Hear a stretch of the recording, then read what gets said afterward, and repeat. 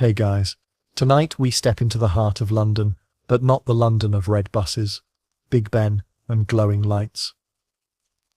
No, it is the year 1666, and you find yourself walking through a city that feels more like a giant wooden maze than a grand capital. The air is heavy with the smell of smoke from countless hearths, horses clop noisily down cobblestoned lanes, and everywhere you turn, timber houses lean inward over narrow alleys so tightly that neighbours can shake hands from their upstairs windows. It is September, after a long, hot and very dry summer. The River Thames is low, water supplies are strained, and the city is tinder waiting for a match. And here's your warning, you probably won't survive this one. That's the draw, right? Tonight's story is The Great Fire of London, how a city burned. Stick around as we move through the sparks, the panic, the destruction and the legacy that still shapes London today. If you're enjoying these deep dives into history, tap that like, hit subscribe, and share this with someone who loves learning. And hey, tell me where you're listening from, and what time it is where you are. I love picturing this community of night owls scattered across the globe. Now, let's walk into London before it all went up in flames. London, in 1666, is a bustling, noisy, often smelly metropolis of about 350,000 people, the largest city in England and one of the largest in Europe. But size does not equal safety. Imagine crowded streets without pavements, with butchers tossing animal waste onto the cobblestones, and chamber pots emptied from windows. The medieval city walls still hem in much of the population, making space scarce and rents high. To deal with it, builders stack houses upward, timber upon timber, upper floors jutting over the streets below. The material of choice? Wood, oak, beams, pine planks, whatever could be gathered. Roofs were pitched steeply and covered in tar or thatch. Between houses, merchants stored barrels of pitch, tar, hemp, oil, coal and grain. Every corner of the city seemed to contain something ready to burn. Fire wasn't a rare event, it was a constant hazard. In fact, London had already been scarred by major fires in earlier centuries, but nothing could have prepared its citizens for what was about to happen. By the summer of 1666, conditions were perfect for disaster. A plague outbreak the year before had killed tens of thousands, leaving the population shaken. The weather that summer was blisteringly dry, so timber buildings baked under weeks of sun, their wood dry as bone, wells were low, water barrels depleted. The government knew the danger. King Charles II himself had issued warnings to clear fire hazards. But warnings don't rebuild houses or redesign cities. Most Londoners shrugged and hoped for the best. As you wander through these streets in your mind, notice how flammable everything feels. Candles flicker in every window, hearths glow in every room, and sparks pop from blacksmiths' forges. Night watchmen patrol with lanterns, calling out the hour. It's beautiful in a way, but every flame is a potential disaster. Yet people live with it because fire is also life. Without it, there is no cooking, no warmth, no light. The city hums with activity. Merchants unload goods at the docks. Alehouses echo with laughter and song. Carriages jostle through Cheapside, London's busiest market street. Beggars line the bridges. Soldiers march by, and church bells toll above it all. It is alive, chaotic, and fragile. But beneath the bustle, tension simmers. England in 1666 is a nation of uncertainty. The monarchy had only recently been restored after years of civil war, and Oliver Cromwell's stern rule. Religious tensions run high, suspicion of Catholics, resentment of foreigners, fear of spies and saboteurs. London as a capital still rebuilding its confidence, trying to look modern but still shaped by medieval bones. And like every Londoner that September, you go to bed each night under a wooden roof, never imagining that by morning it might vanish in smoke. We can pause for a moment to picture Thomas Farina's bakery on Pudding Lane, a small shop really, where the smell of warm bread fills the night. He supplies biscuits to the Navy, sturdy enough to last on long voyages. The oven burns hot, as it must, flames licking brick, embers glowing red. The baker and his family close up, heading upstairs to sleep. Outside, the city slumbers, unaware that this humble oven is about to light a fuse that will burn 4/5 of London to the ground. But we're not there yet. For now, you stand in the calm before the firestorm. London is at peace, if a noisy, chaotic kind of peace. The stars shimmer faintly above the smoke haze. Somewhere a dog barks. Watchmen shuffle by, lanterns swinging. The Thames flows dark and slow, carrying barges piled with coal, and under your feet the cobblestones hold centuries of history, from Roman walls to Saxon markets to Norman churches. It's worth noting that Londoners were not blind to risk. They had fire regulations, at least on paper.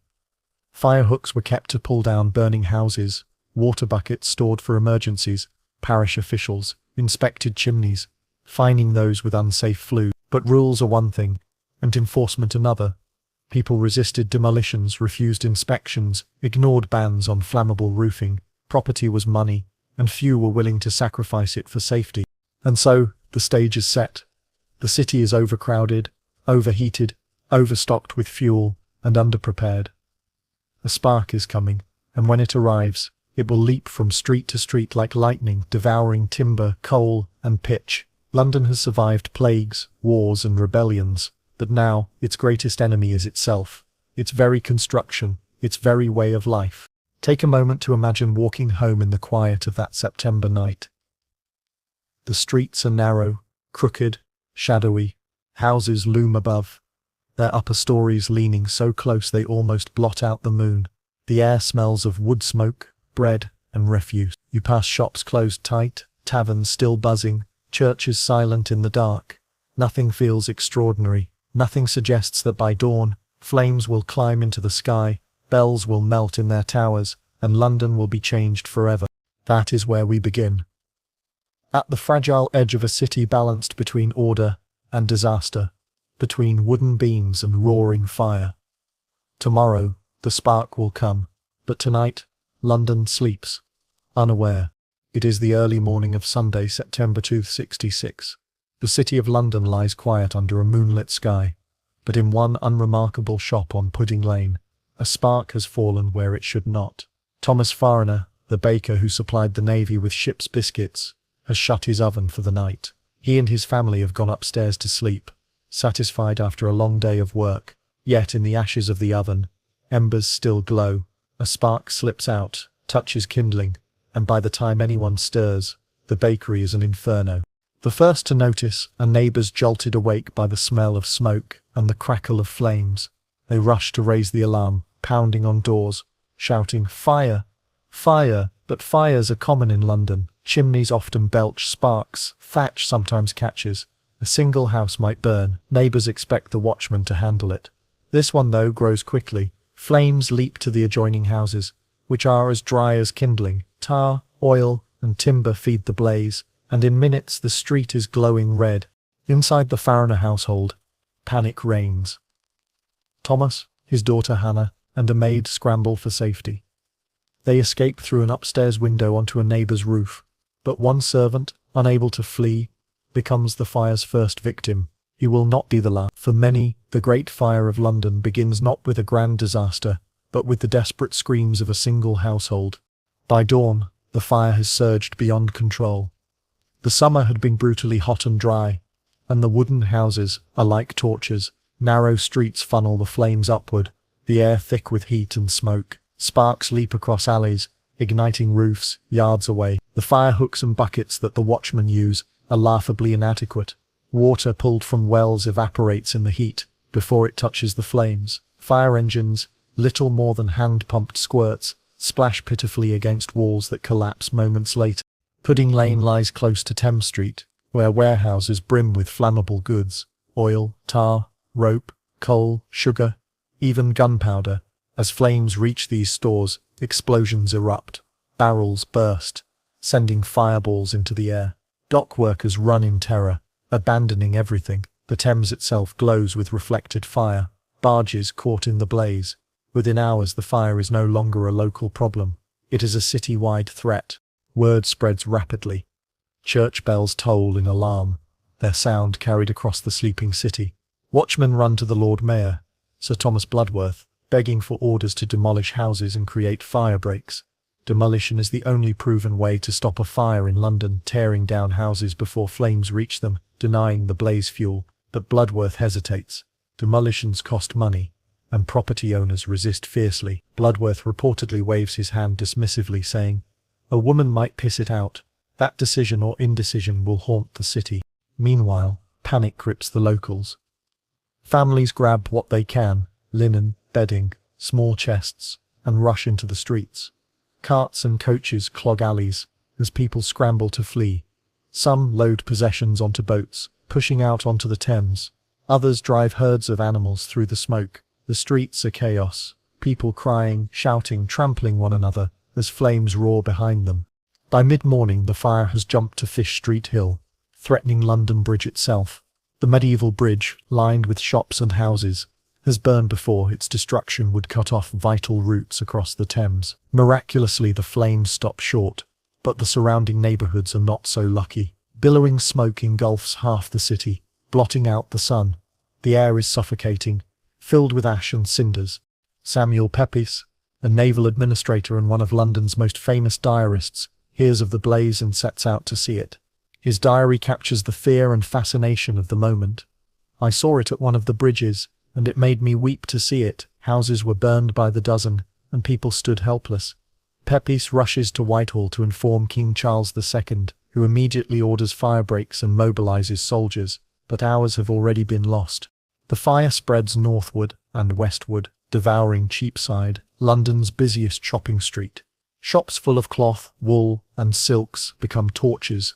The cloth trade had long made London rich.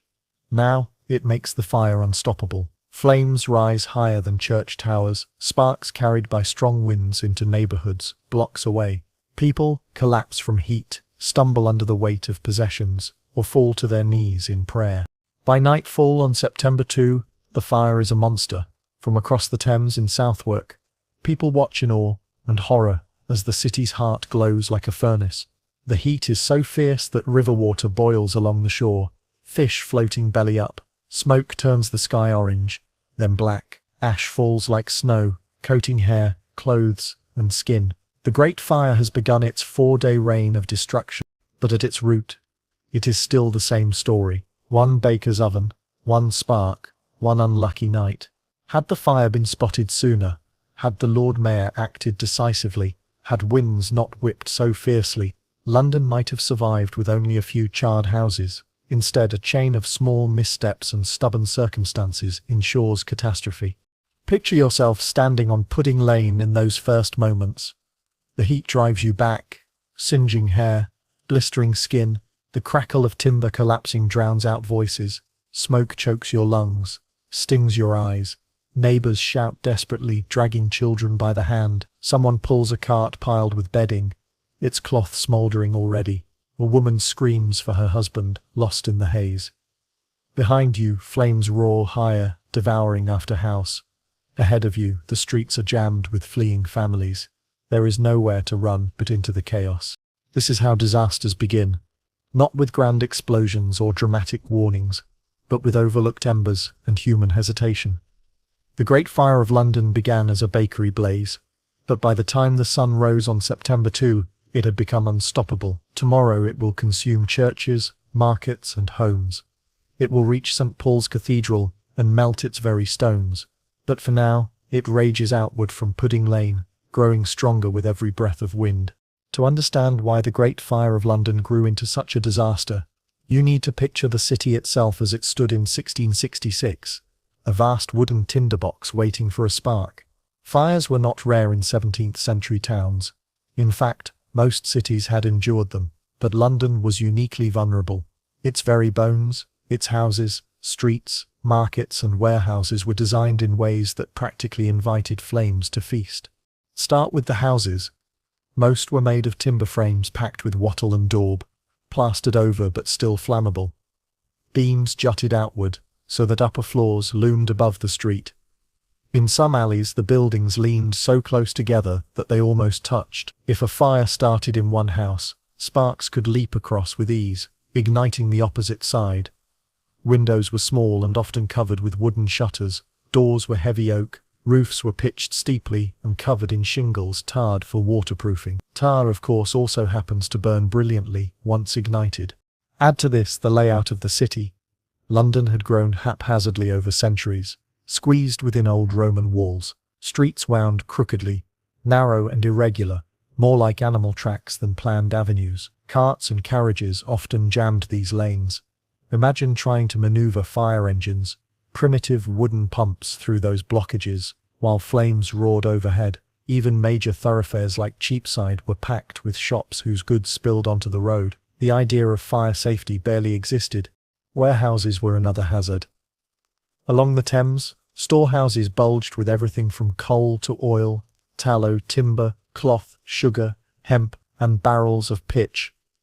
These goods made London rich, but also made it combustible. In some cases, explosives like gunpowder were stored within the city itself. Officials had long worried about this, but merchants resisted moving their stock. Property meant profit, and no one wanted to risk losing it in a controlled demolition. Ironically, that greed made the uncontrolled fire infinitely worse. Inside homes, fire was a constant companion. Families cooked over open hearths, candles lit every room, and lanterns swung in the streets. Sparks leapt from chimneys onto thatched roofs, where they smouldered unseen until too late. Coal fires burned hot and long, sometimes cracking chimneys or spilling embers onto wooden floors. In poorer areas, homes were crowded, often subdivided, with multiple families cooking side by side. One person's careless spark could doom an entire neighborhood. And then there were the weather conditions. London's summer of 1666 had been one of the hottest and driest in memory. Wells and cisterns were low, water barrels nearly empty. The wood that made up most of the city had dried until it was brittle as straw. Combine that dryness with the strong winds of early September, and London became a giant fireplace waiting for a match. When that match struck in Farriner's bakery, the conditions did the rest. The authorities knew the risks. As early as the 13th century, laws had forbidden thatched roofs in the city, but enforcement was uneven. After a major fire in 1633 destroyed hundreds of houses near London Bridge, officials had urged stronger building regulations. Some even suggested rebuilding with brick or stone. But brick was expensive, stone rarer still, and most Londoners built with what they could afford: wood. The warnings went unheeded. The city rebuilt much as it had before, crowding new timber houses into the same narrow lanes. The firefighting equipment of the time was pitifully inadequate. Buckets were leather, often leaky. Water came from wells, pumps, or the river, none of which could supply enough pressure. Early fire engines did exist, but they were essentially hand-pumped syringes that squirted water in short bursts. The most effective method of stopping a fire was demolition, pulling down houses to create a fire break, but that required swift decisions, coordination, and the willingness to sacrifice valuable property. In 1666, those elements were missing. Insurance, too, barely existed. A homeowner whose house was pulled down to stop a fire might lose everything. No compensation system was in place, so people resisted demolition fiercely. They would argue, plead, or even fight against officials who tried to destroy their homes. The Lord Mayor, Sir Thomas Bloodworth, faced precisely this problem. When urged to order demolitions on September 2, hesitant to bear responsibility for the financial losses, he chose inaction. That hesitation doomed thousands more houses than a handful torn down would have saved. Let's zoom out and picture the city as a map of hazards. Along the Thames, warehouses brim with oil and pitch. Just inland, cloth markets store bales of wool and silk. Taverns and breweries stock barrels of ale and spirits. Candles glow in windows above. All of it sits tightly packed within medieval walls. Barely a breath of open space between. St. Paul's Cathedral rises in the centre, a giant Gothic structure whose wooden scaffolding from ongoing repairs is itself a fire risk, and surrounding it all are homes, thousands of them, stacked and squeezed together, every one a potential torch. Londoners lived with constant small fires. It was so normal that people shrugged them off. If a blaze started, neighbours ran with buckets, doused it, and moved on. Watchmen patrolled to spot trouble. So when smoke rose from Pudding Lane, many assumed it was just another minor fire. Few could imagine the conditions combining so perfectly to produce catastrophe. Some contemporary writers later called the city a heap of dry chips, ready to take fire. Others described London as a forest built of wood and pitched within and without. These were not exaggerations.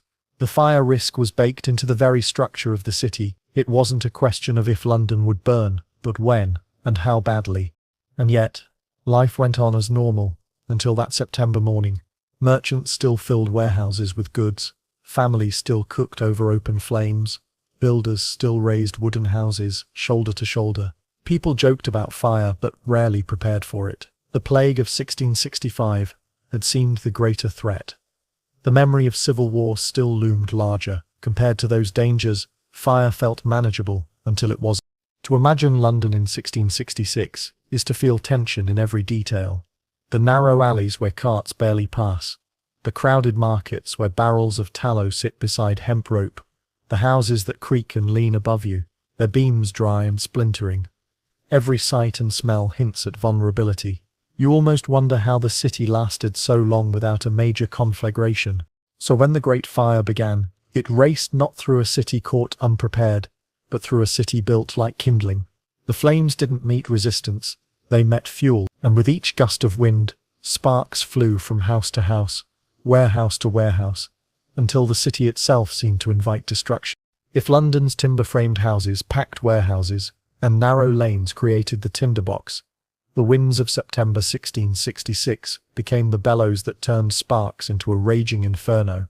Without the weather, the fire might have stayed confined to Pudding Lane. With it the flames leapt, ran, and howled across the city faster than terrified Londoners could react. The wind that night was no gentle breeze. Contemporary accounts describe it as a fierce easterly gale, blowing straight across the city from the river. To walk the streets was to feel it in your face, tugging cloaks and caps, rattling shutters, whistling between crooked buildings. For a baker's fire, such a wind was a death sentence. Flames love air, they thrive on oxygen. The gale fed the fire like a giant pair of lungs, each gust pumping strength into the blaze. Picture the first hours after the spark. The bakery roof collapses, flames shooting upward. Sparks tear loose, riding the wind like fiery birds. They land on roofs, streets away, igniting them instantly. Firefighters rush with buckets, but before they can douse one blaze, another starts behind them. The fire becomes not a single front but a dozen, each birthed by embers carried on the wind. This was the nightmare. The fire didn't spread steadily from house to house. It leapt. In places, it crossed entire streets in seconds, leaving firefighters bewildered. How do you fight a fire that attacks from above, raining sparks on every rooftop? The truth is, you don't. Londoners could only watch as flames sprang up faster than they could stamp them out. The wind did more than scatter sparks. It turned narrow lanes into furnaces. Imagine walking down Fish Street Hill as the fire approached. A tunnel of timber houses on either side, each one aflame. The wind howling through like a bellows. The heat blasted outward, unbearable even at a distance. People fled choking and blinded, clutching children, dragging carts, abandoning furniture in the street. Dogs barked madly, horses screamed, pigeons wheeled overhead in confusion before dropping, their feathers singed mid-flight. Samuel Pepys, the diarist whose eyewitness account remains our best window into those days, described how the wind drove flames forward with a violence beyond all imagination. He wrote of entire streets lit at once, as if fire moved by command rather than chance. The city seemed cursed, every direction closing in with smoke and flame. Fire wasn't London's only fear. Along the Thames, warehouses filled with oil, pitch and spirits exploded in the gale. Barrels rolled burning into the streets, scattering fire like grenades. At the river, ships caught alight, drifting on currents as flaming wrecks. Sparks blown across the Thames threatened Southwark on the opposite bank, sending residents into their own panic. From a distance, the whole city looked like a furnace, orange and red against the night sky. The wind also carried smoke miles away. Farmers in surrounding villages woke to a glowing horizon, thinking the sun was rising hours too early. Ash drifted down on fields, coating crops in grey. The smell of burning pitch and wood hung in the air for days. London's disaster was visible, audible, and smellable across half of England's southeast. For those trapped inside, the storm-like gusts turned escape into agony. Embers swirled through the air, landing on clothes and hair. Women's skirts caught fire as they ran. Men shielding carts of goods found their loads smouldering before they reached safety. Children clung to parents coughing, eyes streaming, and everywhere the roar of flames drowned out cries for help. Witnesses later said it sounded like 1,000 cannons at once, a deep unrelenting thunder. Why was the wind so strong? Some historians suggest a weather front moving through, an unlucky convergence of high pressure and dry conditions. Whatever the cause, its timing was perfect for disaster. For 4 days the gale hardly let up. Each time Londoners thought the fire might be contained, a gust carried embers to fresh fuel. The city wasn't just burning, it was being hunted by fire. Firefighters tried everything. They formed bucket chains, passing water from the Thames. They dragged primitive fire engines through the streets, hand-pumping feeble jets at walls already glowing with heat. They used fire hooks to pull down houses, but the wind whipped flames past gaps before they could matter. Without the mayor's authority for large-scale demolition, their efforts were little more than gestures. Even King Charles II himself rode out to the scene, urging fire breaks and organizing soldiers. But even royal command couldn't tame the wind. The king could order houses torn down, but the flames leapt over the ruins. It was as if nature itself had chosen to punish the city. The psychological effect was devastating. People believed the fire must be supernatural, God's judgment, or sabotage by foreign enemies. How else could flames move so fast? How else could a single bakery fire become an inferno engulfing half the city? Fear bred rumors, Dutch arsonists, Catholic conspiracies, even demonic intervention. In truth, it was nothing more exotic than timber, pitch and wind. But for terrified Londoners, the gale felt like the breath of doom itself. The fire's spread also revealed social divides. Wealthier families hired carts and coaches to haul possessions out of the city. Poorer residents fled on foot, carrying what they could on their backs. Some clutched only Bibles, others dragged sick relatives. Thieves prowled through the chaos, stealing goods from abandoned houses, sometimes setting fires themselves to mask their crimes. The wind, impartial and relentless, burned the homes of rich and poor alike. By the evening of September 2, whole neighborhoods had vanished. The fire swept westward, devouring the markets of Cornhill and Cheapside. It roared toward St. Paul's Cathedral, its wooden scaffolding a beacon for sparks. Residents who thought the stone church would protect their possessions rushed to store books and goods inside. They didn't yet understand how far the fire would reach. From across the Thames, the view was apocalyptic. Southwark's residents lined the banks, staring as walls of flame rose higher than towers, as smoke turned the sky black, as the wind carried sparks like fiery comets into the night. Some fell to their knees in prayer, others wept openly, sure the city was lost forever. The winds of September 1666 didn't just spread fire, they spread despair.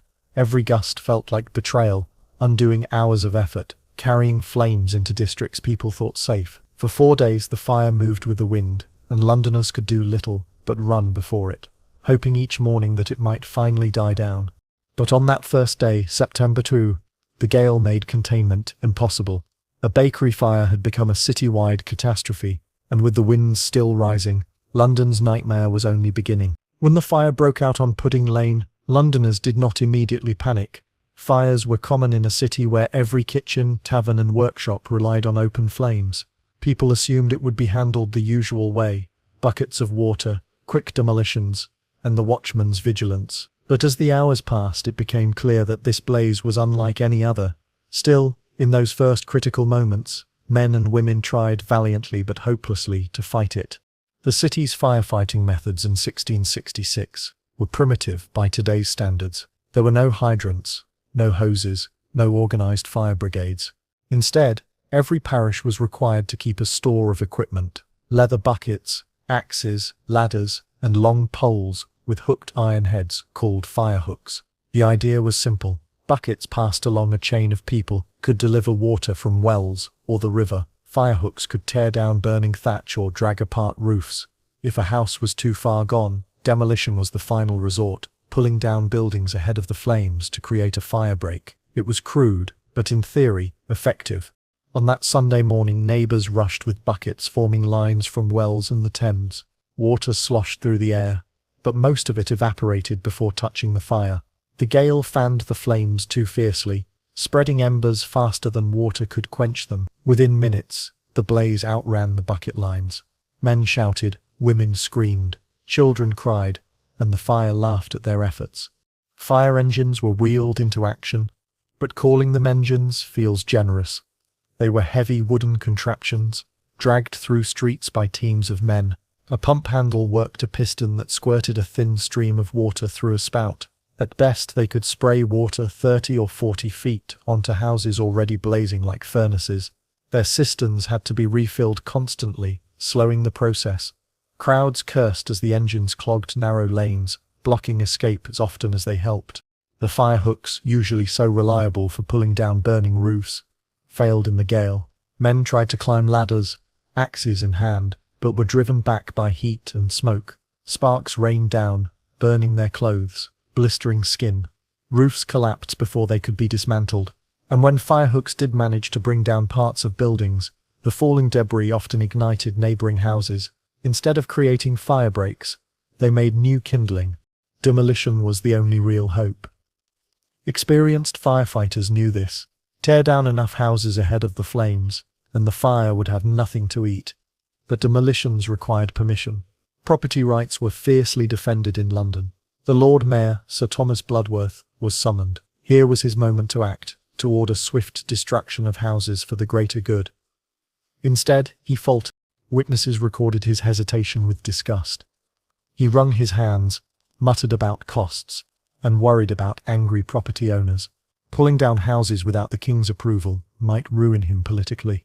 According to Pepys, Bloodworth scoffed that a woman might piss it out. Whether he said those exact words or not, his failure to authorize demolitions doomed the city. By the time he realized the scale of the disaster, it was far too late. Meanwhile, the people of London tried everything they could.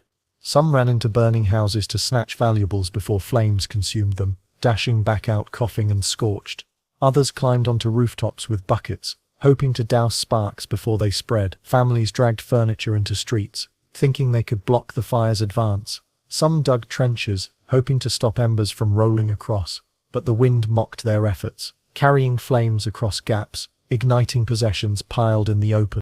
On the Thames, barges were loaded with goods rescued from warehouses. Men rowed frantically to safety, only to watch sparks land on sails and cargo.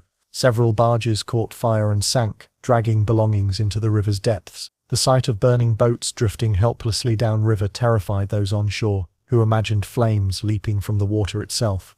Civic officials eventually tried to enforce order.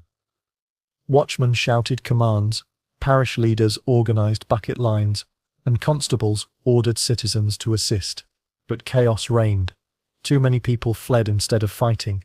Too many argued about who owned what. Too many panicked at the sight of exploding warehouses, abandoning their posts. Firefighters who stayed at their stations were overwhelmed. Some died when collapsing walls crushed them. Others suffocated in smoke. King Charles II heard of the blaze by morning. Determined to act, he sent courtiers and soldiers to help. His brother, the Duke of York, personally supervised fire breaks in some districts. Royal troops marched into the city, axes in hand, but even the king's men faced resistance. Angry homeowners shouted, "You shall not pull down my house." Some threatened violence. Others begged soldiers to save their belongings before destroying walls. Every delay gave the fire more ground. By the end of the first day, it was clear that London's firefighting methods were hopeless against such a storm. The buckets dried, the engines sputtered, the firehooks failed, and the demolitions came too late.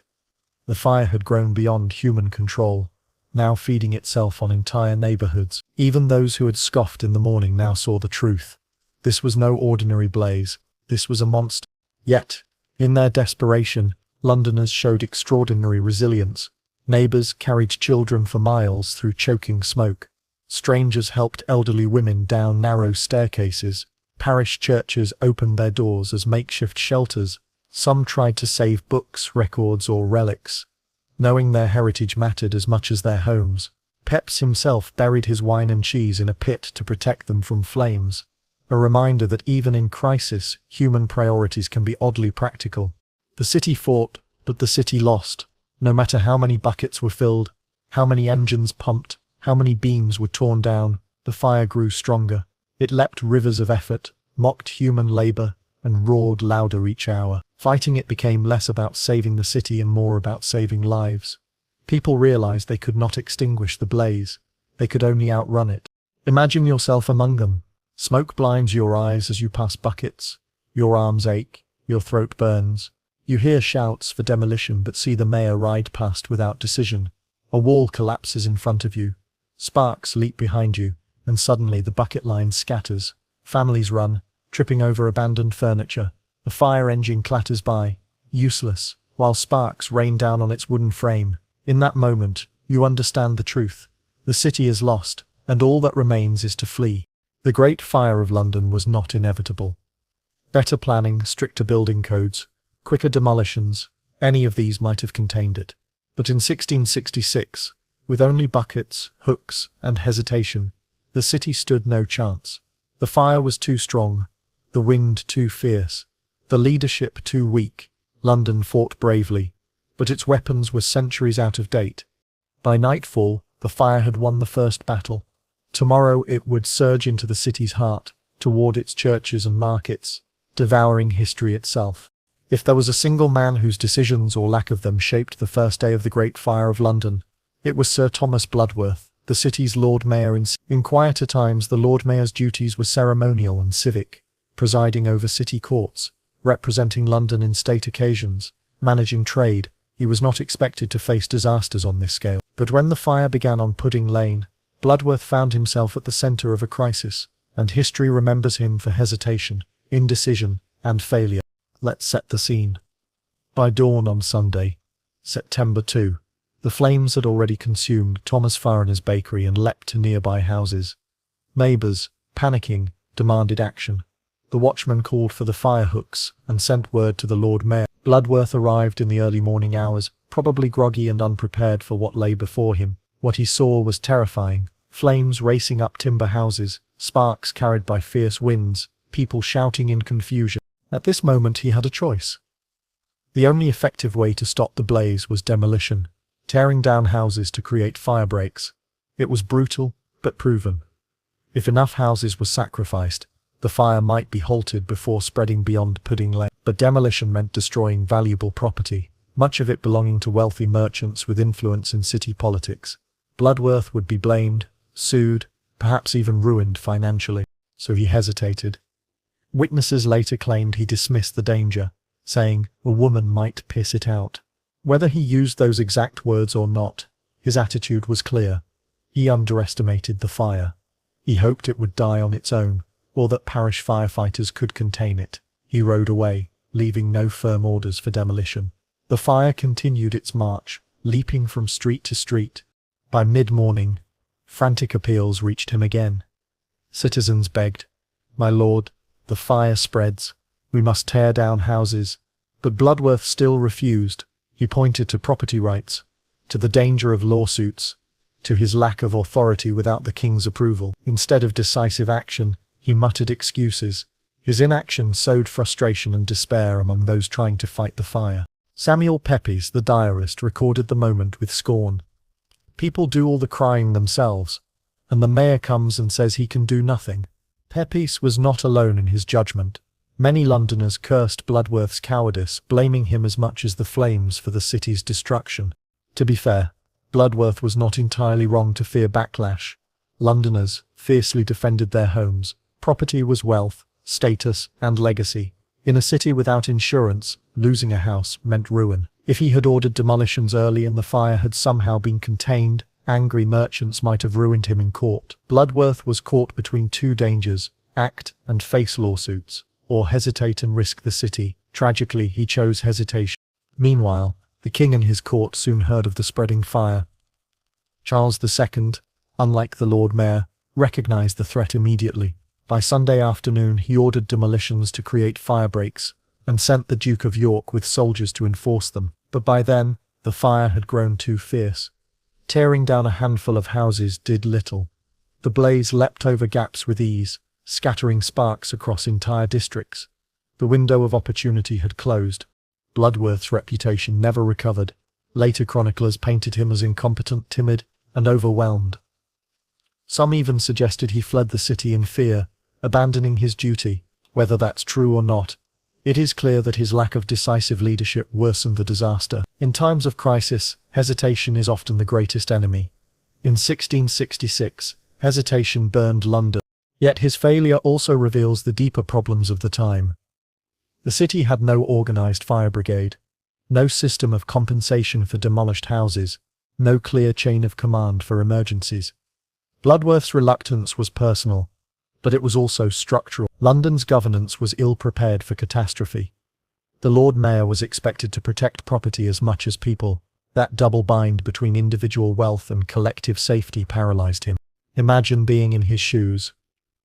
You arrive at Pudding Lane in the half-light of dawn. Flames roar higher than rooftops. Sparks sting your face. Citizens shout at you to tear down houses. Merchants glare, warning that you'll answer for their losses. Soldiers look to you for orders. In the distance, church bells toll in alarm. You know that if you act, you may destroy valuable property unnecessarily. If you don't act, you gamble with the entire city. You hesitate, hoping the wind will ease, the fire will fade. But the wind rises, and the fire laughs at your hope. Bloodworth's role has become almost symbolic in history. His name is remembered not for his years of civic service, but for one day of indecision. It is a lesson in the cost of delay, a reminder that leadership in crisis requires courage to make unpopular choices. Had he ordered demolitions immediately, the fire might still have spread, but London would have remembered him as a man who tried. Instead, he became the villain of inaction. As the day wore on, his absence was glaring. People turned to the king, to the Duke of York, to soldiers and parish officials. Leadership shifted upward and outward, leaving the Lord Mayor irrelevant. By the time he recognized the scale of the calamity, his authority was gone. The city no longer looked to him, it looked to the crown. The irony is sharp. In protecting property, Bloodworth lost more property than he could have imagined. His hesitation allowed the flames to consume thousands of houses, dozens of churches, and entire markets. The cost of lawsuits would have been nothing compared to the cost of the fire. His caution was catastrophic. Londoners never forgot. When they rebuilt their city, they demanded new systems, fire courts to settle disputes quickly, fire insurance to protect property, and eventually professional fire brigades. Bloodworth's failure made those reforms inevitable. In a grim way, his indecision paved the way for progress. So as you picture the fire raging through London, imagine too the figure of the Lord Mayor, sitting in his chambers, wringing his hands, dreading the consequences of action. Outside, the city burned. Inside, hesitation reigned, and in that gap between action and delay, 4/5 of London went up in smoke. By the evening of Sunday, September 2, 1666, it was clear to everyone that London was not facing a small blaze. The fire that had begun so modestly in Pudding Lane had grown into a roaring wall of destruction, devouring street after street. The watchmen, the parish bucket lines, even the king's soldiers could not halt its march.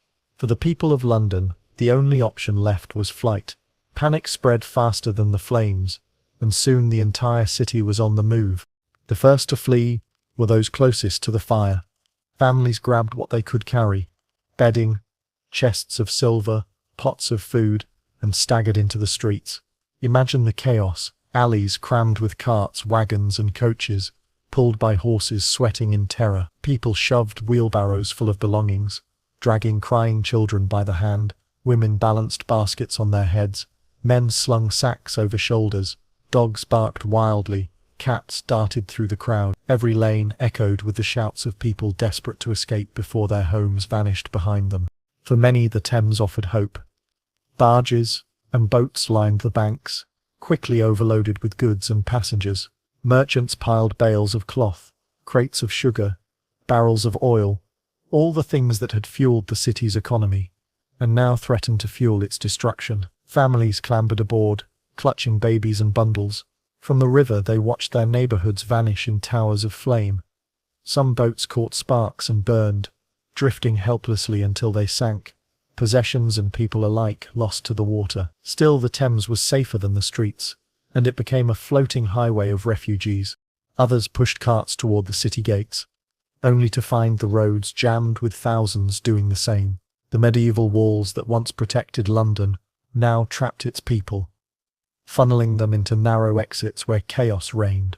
Coaches overturned, spilling trunks into the road. Horses reared, terrified by the smell of smoke and the roar of fire.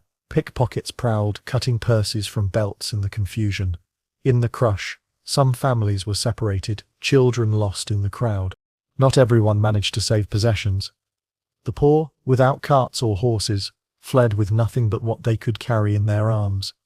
Some clutched blankets, others carried cooking pots or half-baked bread. A few brought chairs or tables. Absurd in the panic, but proof of the human instinct to cling to normality. One eyewitness described women dragging mattresses through the streets while sparks fell on them, setting them smoldering before they reached safety. Panic was not just about the flames. Rumors spread like wildfire of foreigners setting fires, of Catholic conspirators torching houses, of enemies attacking under cover of the blaze. The Anglo-Dutch War had ended badly for England just months before, and tensions ran high. In the chaos, Londoners turned on foreigners, especially French and Dutch residents. Innocent men were beaten, accused of arson. Pepys recorded that the mob did cry out against the French and Dutch. Fear of fire mingled with fear of sabotage, adding paranoia to panic. As Sunday turned to Monday, the scale of flight grew. Entire parishes emptied, streets left silent except for the roar of flames. The king's soldiers tried to maintain order, but they were too few. Some did their best to guide people to safety, but others were accused of looting abandoned houses. Trust broke down. People saw enemies everywhere. The wealthy had advantages.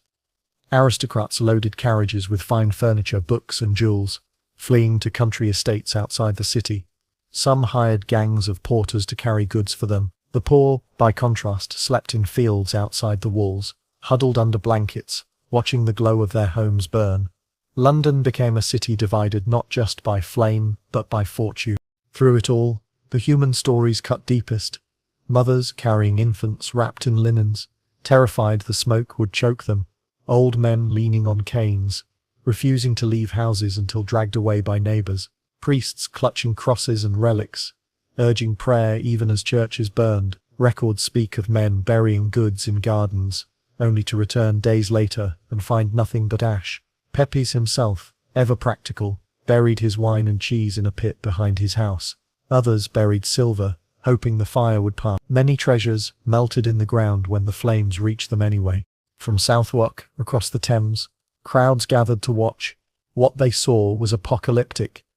The city glowed orange against the night, flames leaping higher than church spires. Sparks swirled in the gale, ash fell like snow, smoke blotted out the stars. The sound was a constant roar, punctuated by the crash of collapsing houses and the explosion of barrels. To those watching, it seemed the entire city was doomed. Some prayed aloud, certain Judgment Day had come. Yet even in panic, resilience showed. Refugees outside the walls began setting up makeshift camps. Tents appeared, markets formed where people sold salvaged goods. Bakers set up ovens, smiths built fires, life adapting even as the city burned behind them. Human beings, even in terror, found ways to carry on. Imagine yourself fleeing with them. You hurry through smoke-filled streets, clutching a bundle of clothes. Your children stumble beside you, coughing, eyes streaming. Behind you, flames roar closer, the heat on your back like a furnace. Ahead, the road clogs with carts and animals. You push forward, shouting, your heart pounding. Somewhere in the chaos, you lose sight of a neighbor. Perhaps forever. You reach the city gate at last, stumble into open fields, and collapse on the grass. Around you, hundreds of others lie gasping, staring back at the inferno. The city you knew is gone, swallowed by fire. This was London on the second day of the Great Fire. It was not just buildings that burned, but lives uprooted, possessions lost, communities scattered. The panic and flight were as much a part of the disaster as the flames themselves. By the time Monday dawned, tens of thousands were homeless, and the fire was still spreading westward. St. Paul's Cathedral loomed ahead, its great stone walls, thought indestructible. But the flames, carried on the wind, had other plans. For centuries, St. Paul's Cathedral had dominated the skyline of London. Long before the fire of 1666, its spire had soared higher than any other structure in the city, a Gothic masterpiece of stone and timber that seemed to anchor London's spiritual life. Merchants, priests, pilgrims, beggars, and scholars all passed beneath its shadow. By the mid-17th century, though, the cathedral was in decline. Its great spire, once the tallest in Europe, had collapsed in a storm years earlier. Repairs were underway, and wooden scaffolding wrapped parts of the church. That scaffolding, dry as tinder, would become its death sentence. As the Great Fire spread westward on Monday, September 3, many Londoners believed St. Paul's would stand against it. After all, stone does not burn. People rushed to store their belongings there, trusting the thick walls and vaulted ceilings. Printers carried crates of books into the nave, believing them safe from flame. Merchants brought goods, clergy sheltered church records, and refugees huddled under its arches. If anywhere could withstand the inferno, surely it was St. Paul's. But appearances deceived. The scaffolding wrapped around its towers was as flammable as the houses of Pudding Lane. Inside, centuries of woodwork, choir stalls, screens, books and pews filled the air with fuel. Outside, the surrounding neighborhood of Paternoster Row was packed with booksellers' shops, their warehouses brimming with paper, parchment and binding glue. Once the fire reached those streets, the cathedral would be surrounded by torches waiting to ignite. On the afternoon of September 4, flames pressed against St. Paul's walls. Sparks landed on the scaffolding, smouldering, then bursting into flame. Within moments, fire raced up the wooden frame, encircling the cathedral in a fiery cage. The wind roared, carrying embers into windows. Soon the roof timbers caught. Witnesses later described the scene with awe and horror. Flames shooting from the highest points, smoke billowing like volcanic clouds. Samuel Pepys, ever curious, climbed to a tower across the river to watch. What he saw burned itself into his memory. The sight was most dreadful, he wrote, for above 10,000 houses on fire at once. The noise and the crackling and thunder of the fire, the churches, the houses, and all on fire and flaming at once. He singled out Paul's writing of how the flames languished upon it for hours, but then overcame it. Inside the cathedral, chaos reigned. Those who had brought goods to safety now realized they had trapped them in a death trap. The heat grew unbearable, the smoke suffocating. Roof beams crashed down, sending sparks flying. People fled, abandoning treasures that would soon melt or burn. The great bells in the tower, each weighing tons, began to soften and slump. Witnesses later said they heard them melt and run down, a sound like doom itself. By evening, the entire cathedral was ablaze. Flames shot from windows, the roof collapsed, and molten lead from the roof streamed down in glowing rivers. The fire was so fierce it ignited houses streets away. Sparks carried on the gale. For Londoners watching from the fields outside the city, the destruction of St. Paul's was the fire's most terrifying symbol. If even the mighty cathedral could fall, nothing was safe. The destruction was not only physical but cultural. St. Paul's had been the heart of London's publishing world. Its churchyard was lined with booksellers, its nave a gathering place for scholars and preachers. When it burned, thousands of books, Bibles, histories, pamphlets were reduced to ash. Knowledge and culture vanished in the flames. For some, it felt like civilization itself was under attack. And yet, even in destruction, St. Paul's was awe-inspiring. The flames lit the night sky like a beacon. People miles away saw the glow, heard the roar, and smelled the smoke. Those who witnessed it spoke of divine wrath, punishment for the city's sins. Some claimed to see shapes in the fire, angels, demons, omens. For others it was simply the end of an era, the collapse of a symbol too long neglected. The loss of St. Paul's marked a turning point in the Great Fire. Until then, some still hoped the flames could be contained. But, with the cathedral gone, despair deepened. The city's greatest church had fallen, and around it, thousands more houses joined it in ash. The fire now stretched across nearly the entire old city, from the Tower in the east to Fleet Street in the west. Yet, even as the cathedral collapsed, seeds of rebirth were planted. One man, Christopher Wren, had already been sketching designs for its renewal. In the ashes of 1666, his vision would rise, creating the St. Paul's Cathedral that still crowns London today. But in the moment as people stood in fields weeping and praying, all they saw was loss. Imagine yourself among them. You stand on a hillside, outside the city, smoke stinging your eyes, watching the cathedral glow red against the black sky. The bells groan, then fall in a crash of molten metal. Flames lick the towers until they collapse inward. Around you, hundreds kneel in prayer, some wailing, others silent in shock. The ground trembles with each collapse, the air thick with ash. You realize you are watching not just a building burn, but a symbol die. St. Paul's had stood for centuries, surviving wars, storms, and neglect. But in 4 hours the Great Fire erased it. By the morning of September 5, nothing remained but charred stone walls and rivers of cooled lead. The heart of London was gone, and with it, the hope that anything could survive the inferno. By the time St. Paul's Cathedral collapsed into a furnace of molten lead and smoke, Londoners had already endured 2 full days of terror. Yet the fire was far from finished. For 4 relentless days, September 2 through September 6, the Great Fire raged across the city, growing, shifting and devouring everything in its path. Each day brought new destruction, new panic, and new despair. On Sunday, September 2, the blaze began in Pudding Lane and surged outward, devouring the surrounding streets.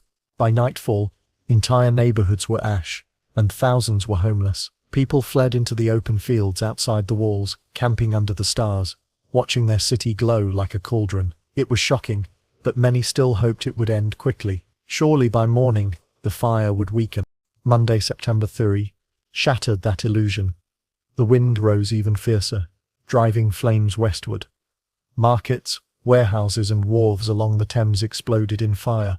The blaze reached Cheapside, London's busiest shopping street, lined with stalls selling cloth, silk, and leather. Those goods ignited instantly, feeding the inferno. Eyewitnesses described streets turning into rivers of fire, with sparks flying higher than church spires. That day, the panic spread as fast as the flames. Refugees clogged roads out of the city. Barges on the Thames sank under the weight of passengers and goods. Rumors of foreign arsonists and Catholic plots led to violence. Innocent men were beaten or arrested on suspicion. Samuel Pepys wrote of the madness of the people, who saw enemies everywhere. London was not only burning, it was tearing itself apart in fear.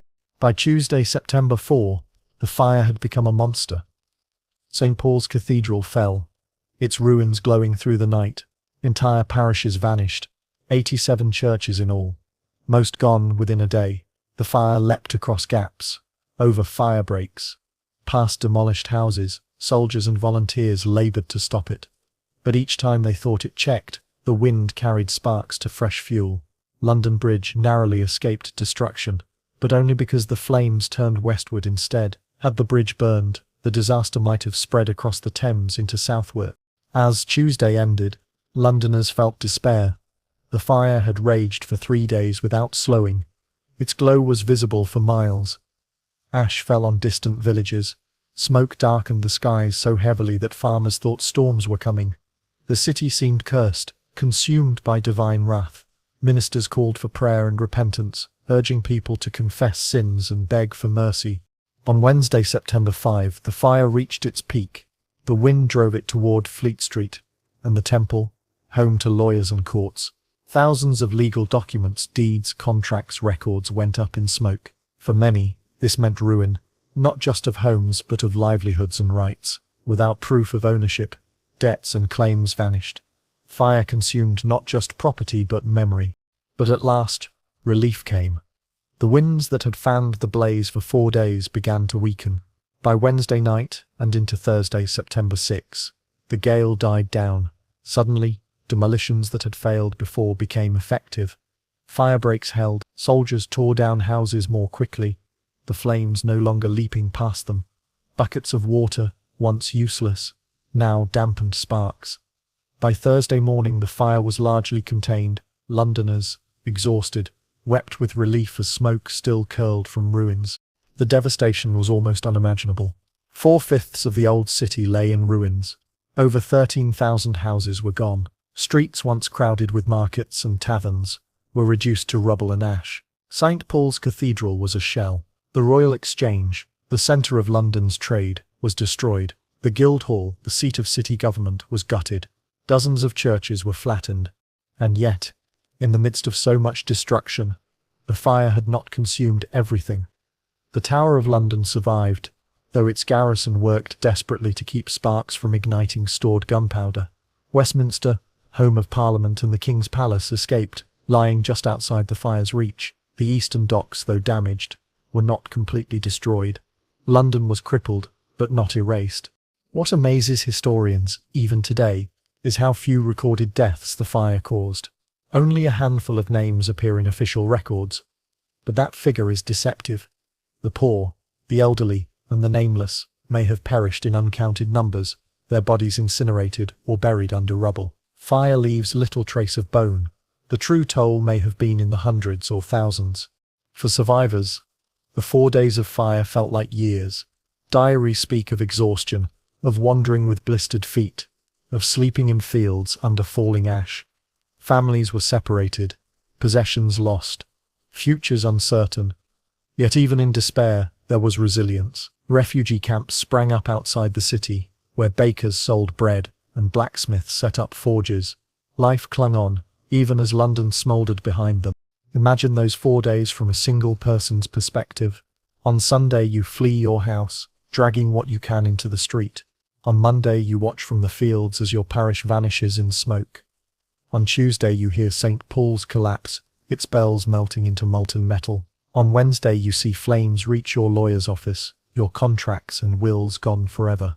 On Thursday, at last, you watch the wind fade, the fire weaken, and soldiers carve blackened fire breaks. You collapse with relief, but the city you knew is gone. The Great Fire of London raged for 4 days, reshaping the city forever.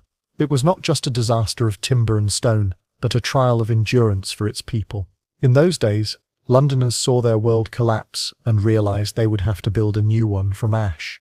By the 4th day of the Great Fire of London, the city was desperate. For 3 nights, flames had raged unchecked, leaping from parish to parish, consuming churches, markets, and homes. Refugees crowded the fields beyond the walls, watching their lives vanish in smoke. The Lord Mayor had proven useless. The parish fire brigades were overwhelmed. Ordinary citizens could do little more than run. It was only when the Crown mobilized soldiers and ordered drastic measures that the fire was finally checked. From the very first day, King Charles II had recognized the scale of the danger. Samuel Pepys records how he hurried to Whitehall on September 20 to inform the king personally of the spreading fire. Charles listened intently, then commanded Pepys to tell the Lord Mayor to pull down houses immediately.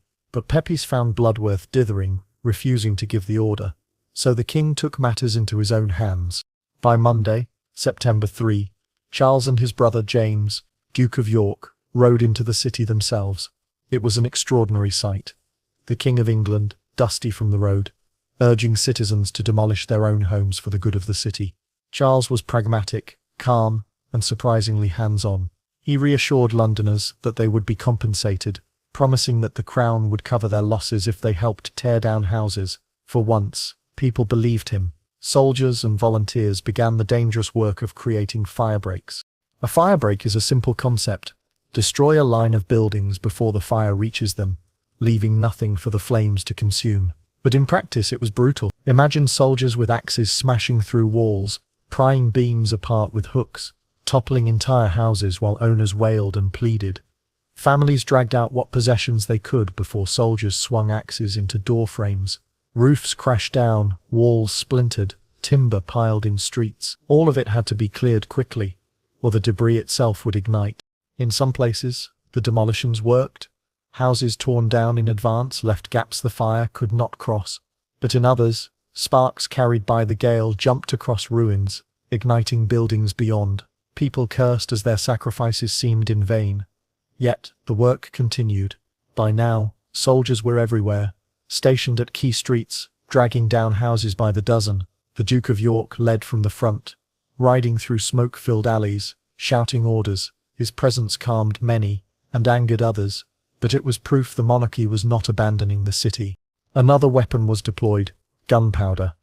Instead of tearing down houses beam by beam, soldiers began blasting them apart.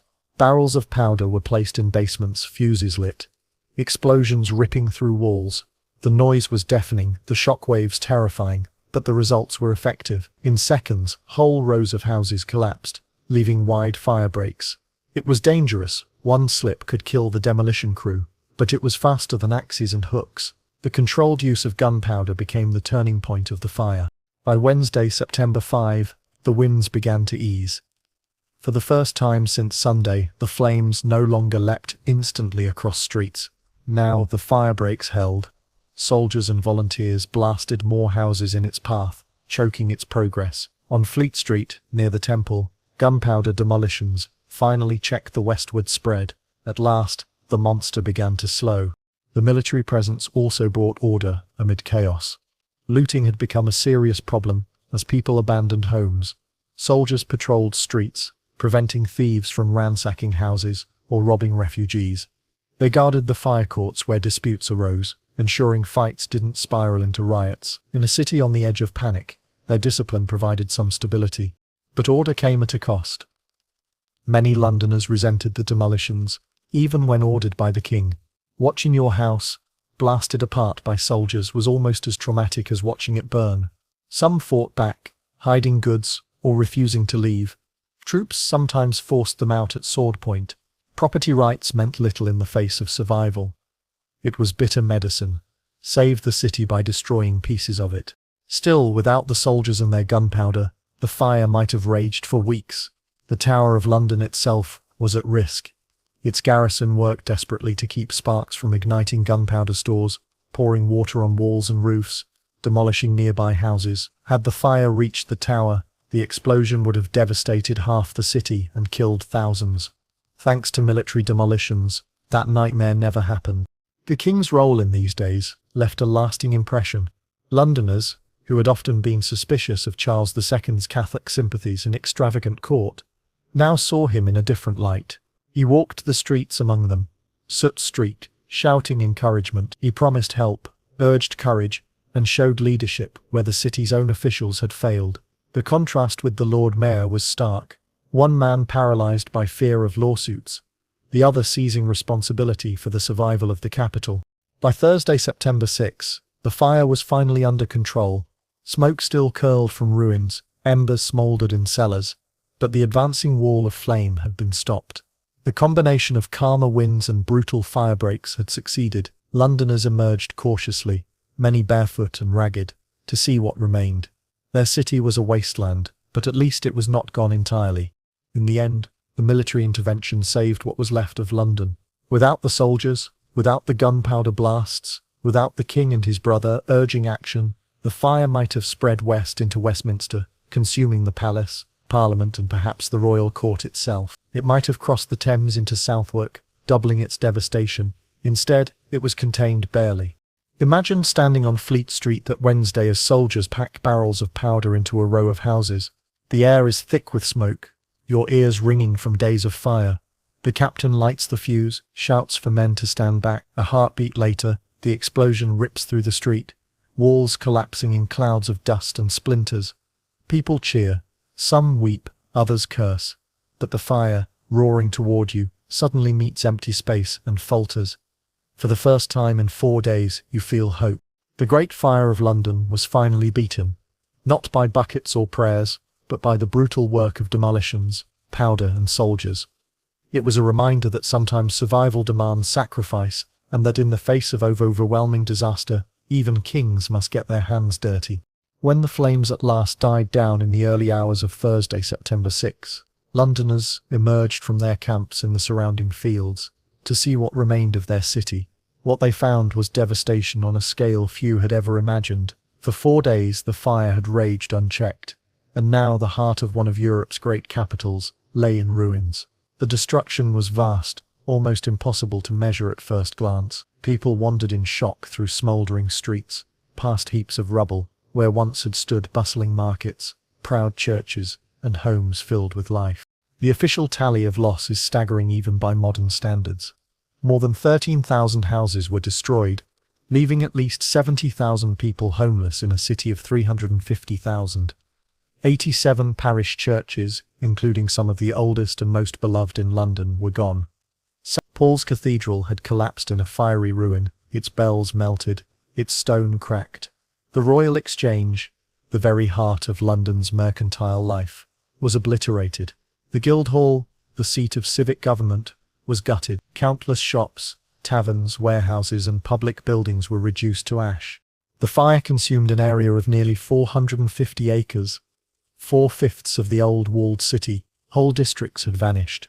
Cheapside, once the busiest shopping street, Paternoster Row, the publishing hub, Bread Street, Ironmonger Lane, Milk Street all gone. The medieval pattern of narrow lanes and timber houses that had defined London for centuries was erased in 4 days. Only the skeletons of stone buildings and blackened chimneys jutted skyward like grave markers in a city of ash. The financial losses were equally staggering. London was not just England's capital, it was the engine of its trade and finance.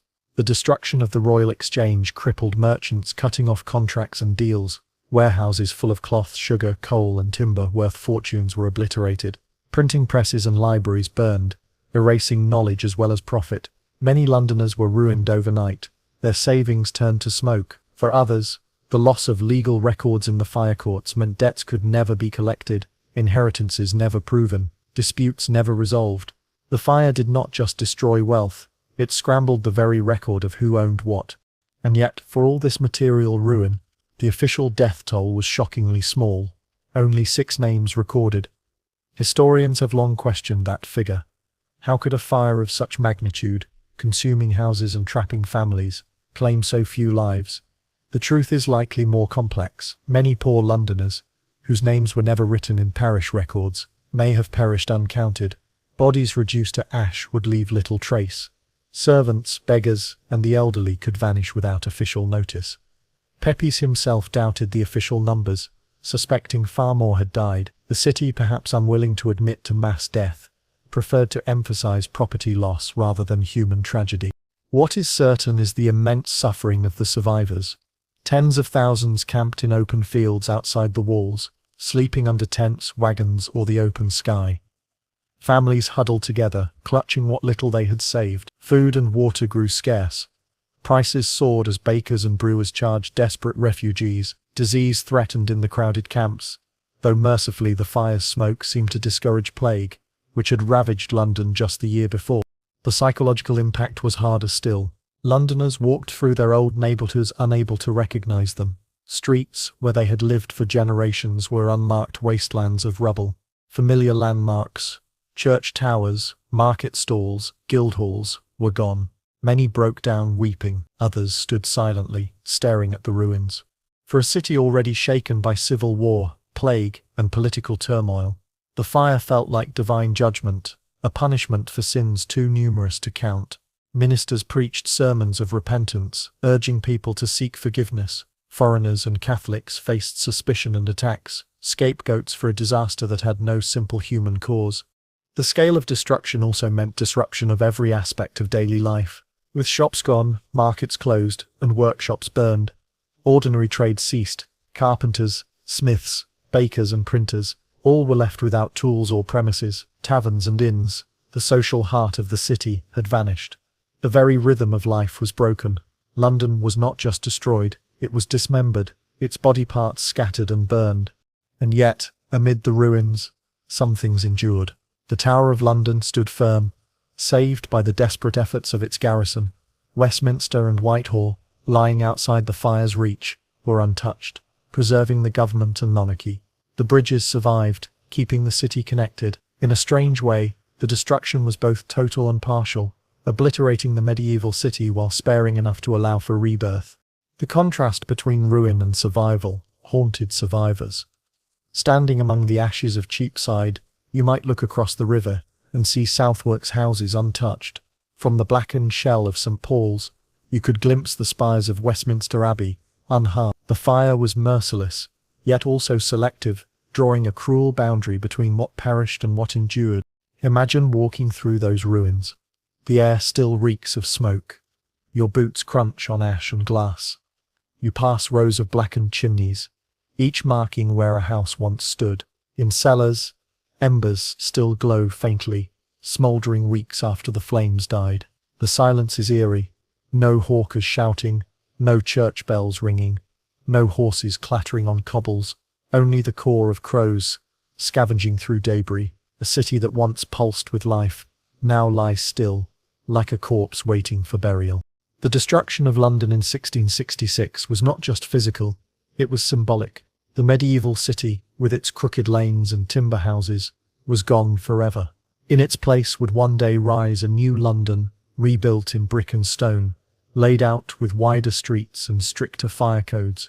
But in September of that year, all Londoners could see was loss.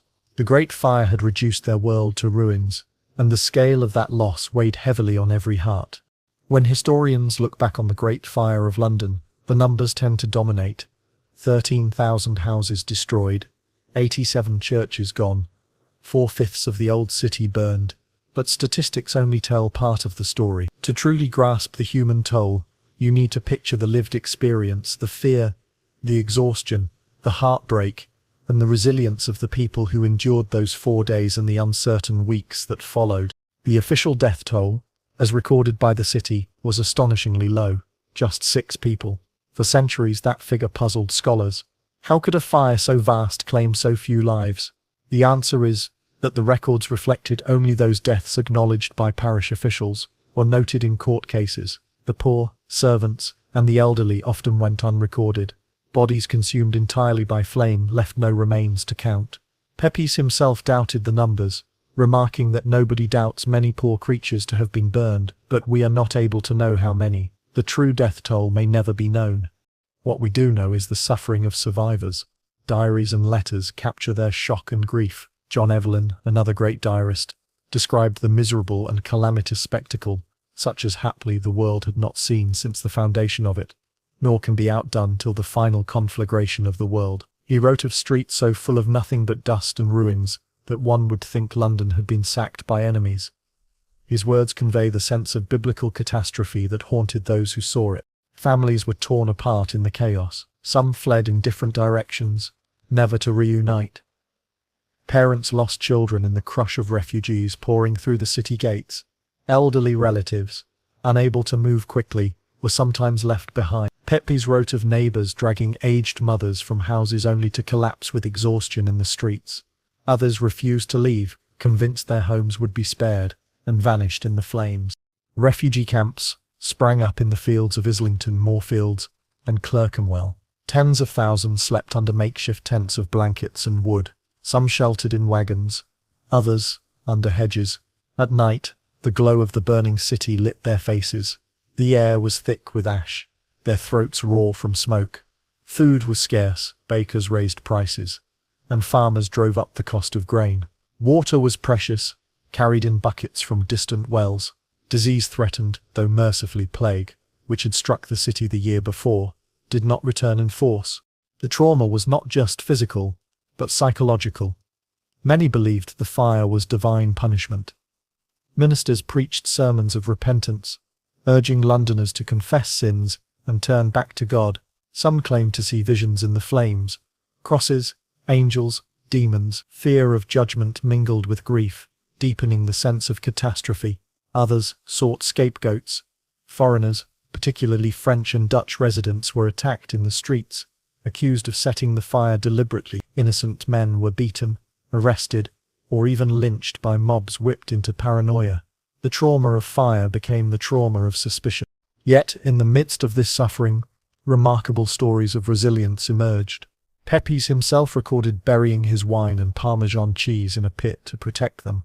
His neighbour buried valuables in his garden, only to find them melted when the fire reached them anyway. Others dragged trunks of clothes into fields, guarding them night and day. One woman famously carried her parrot through the chaos, refusing to abandon it. These small acts of preservation, sometimes practical, sometimes sentimental, show how people clung to fragments of normality as their world collapsed. There were also stories of generosity. Wealthy landowners opened estates to refugees. Parish communities shared bread and blankets. Strangers helped each other carry goods, lift children onto wagons, or guide the blind through smoke. Even as panic drove some to selfishness, others responded with kindness. The human toll was immense, but so was the human spirit.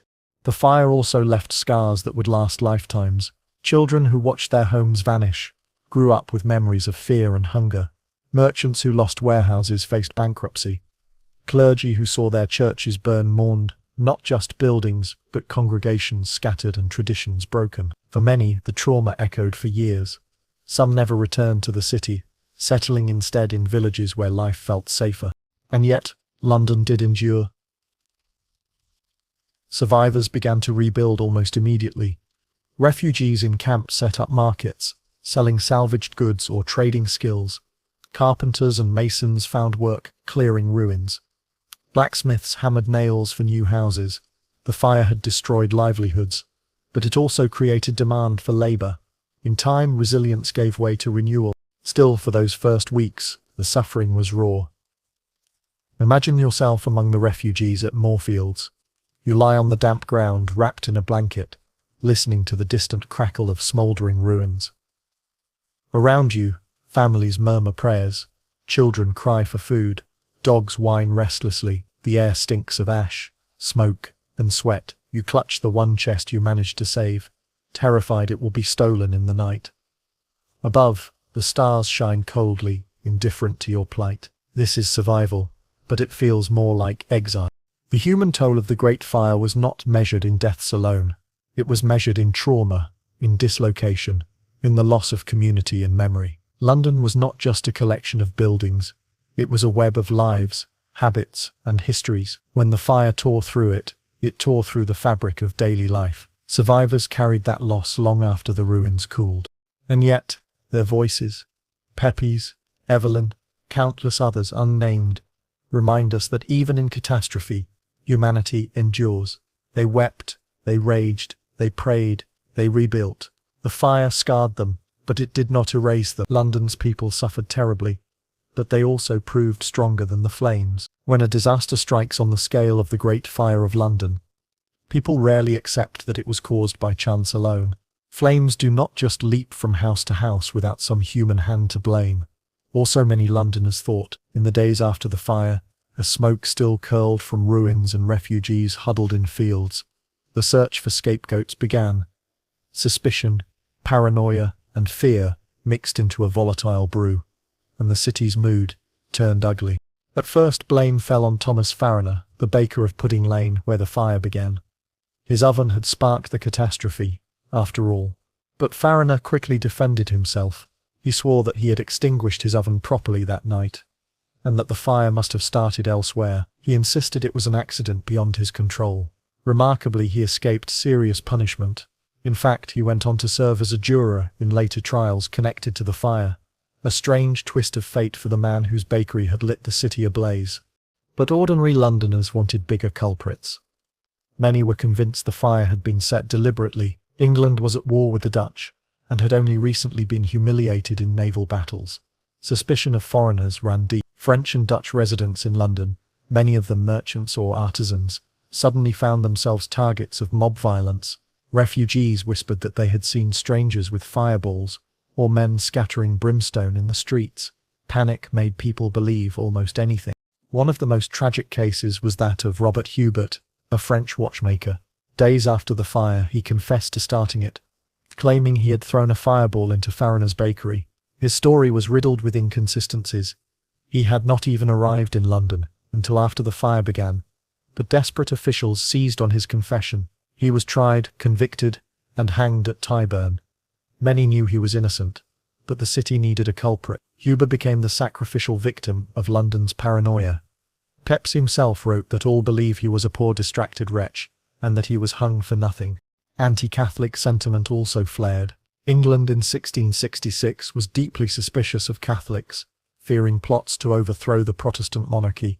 When the fire broke out, many believed it was a Catholic conspiracy. Rumours swirled that Jesuits had started the blaze, or that it was punishment for the execution of Charles I. Some even whispered that the Pope himself had sent agents to burn London. Refugee camps buzzed with these stories, and foreigners of any faith faced harassment. Xenophobia turned violent. Crowds attacked strangers in the streets, accusing them of arson. French and Dutch refugees were beaten, their goods stolen.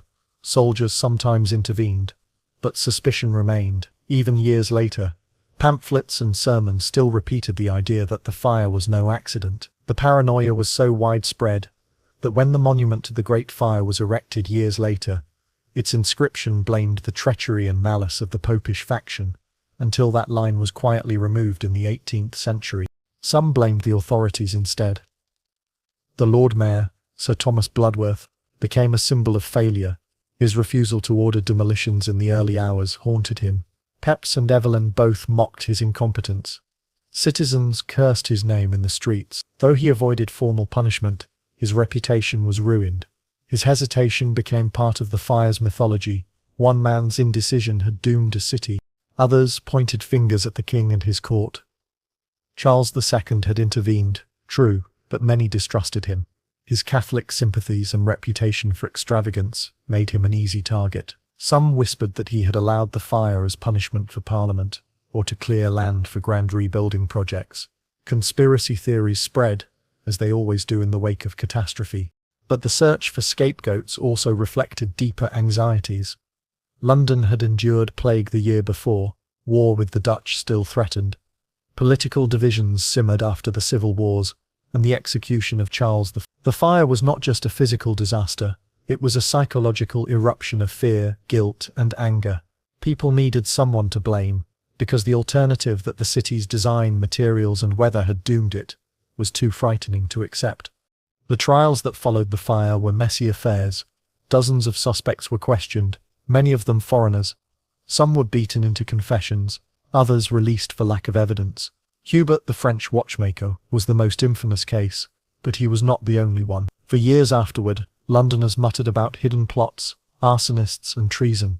The truth that a dry summer, a wooden city, and a strong wind had created the perfect storm was less satisfying than a human villain. Imagine walking through the ruins in those days. Smoke still rises from cellars. Refugees huddle in fields. Soldiers patrol, watching for looters.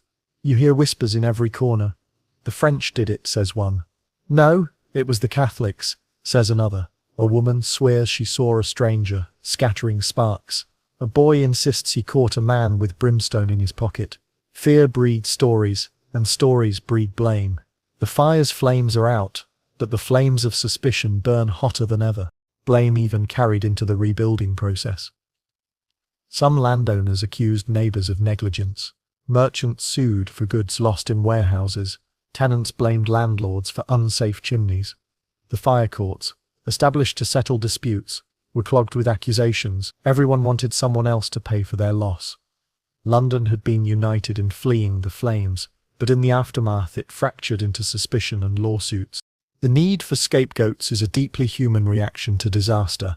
In the case of the Great Fire, it led to violence against the innocent, the execution of an unlucky foreigner, and centuries of mistrust woven into the city's memory. The tragedy of the fire was not only in the houses lost, but in the people unjustly blamed for its cause. And yet, even as rumours spread, Londoners also began to look forward. Blame was bitter, but rebuilding was urgent. The city could not remain a wasteland forever. While some shouted for vengeance, others rolled up their sleeves to clear rubble, draw plans, and imagine a new London. Out of the ashes of suspicion and fear, a different story was waiting to be told. The story of renewal. When the smoke finally cleared and the embers cooled, London faced a question as monumental as the fire itself. How do you rebuild a city that has been reduced to ash? The Great Fire of 1666 had destroyed not just homes but the very framework of daily life. Streets were gone, landmarks obliterated, entire parishes erased. Yet, out of this devastation came not only despair but also opportunity, a chance to imagine a new London, safer, stronger, and more modern than the medieval tangle that had burned. In the immediate aftermath, the city was chaos. Families camped in fields. Merchants tried to salvage what goods they could from smouldering warehouses. Lawyers wept over the destruction of records. But even as people mourned, others looked forward. Rebuilding had to begin quickly. Winter was coming, and tens of thousands were homeless. Parliament and the Crown understood the urgency. Within days, commissions were established to survey the ruins and propose plans. Among the first to offer ideas was Sir Christopher Wren, a young but already respected architect. He had been working on proposals to restore St. Paul's Cathedral before the fire.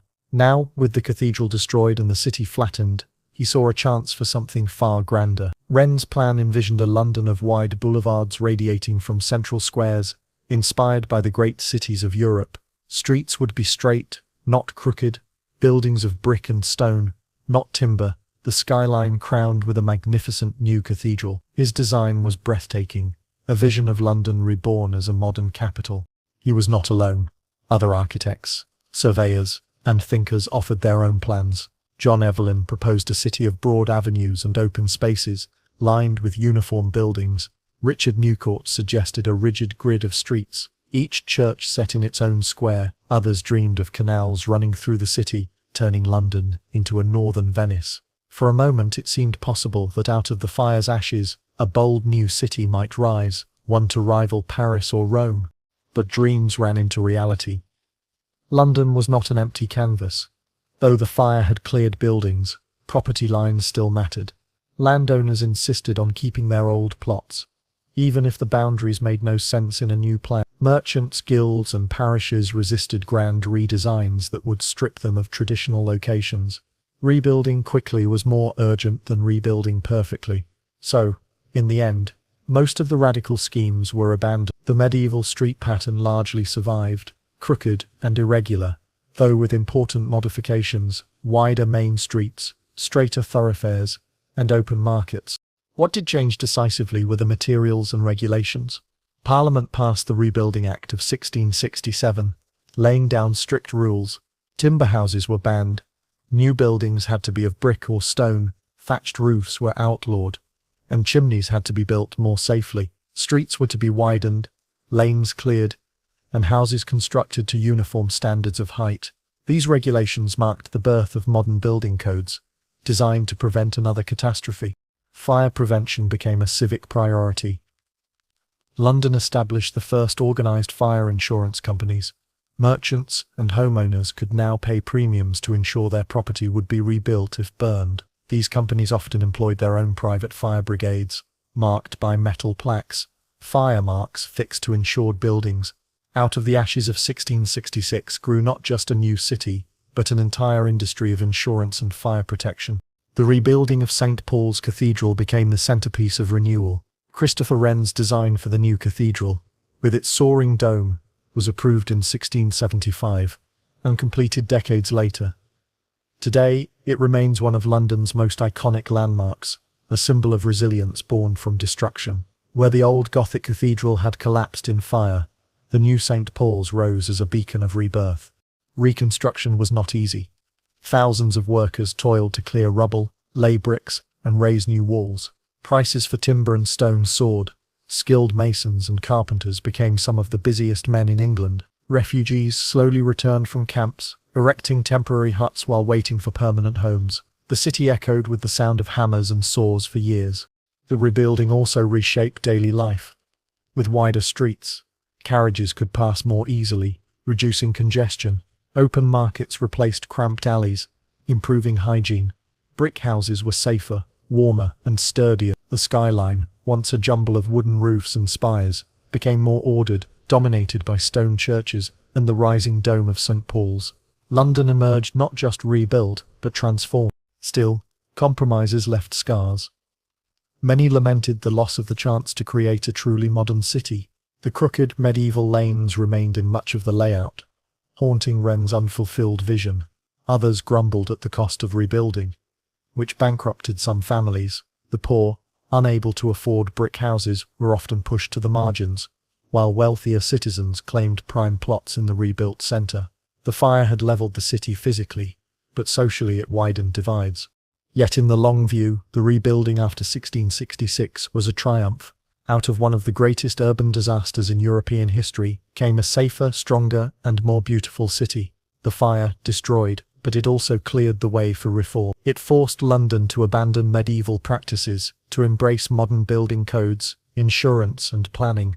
It gave the world Christopher Wren's St. Paul's, a masterpiece of architecture, and it proved the resilience of London's people, who rebuilt their homes and their lives with determination.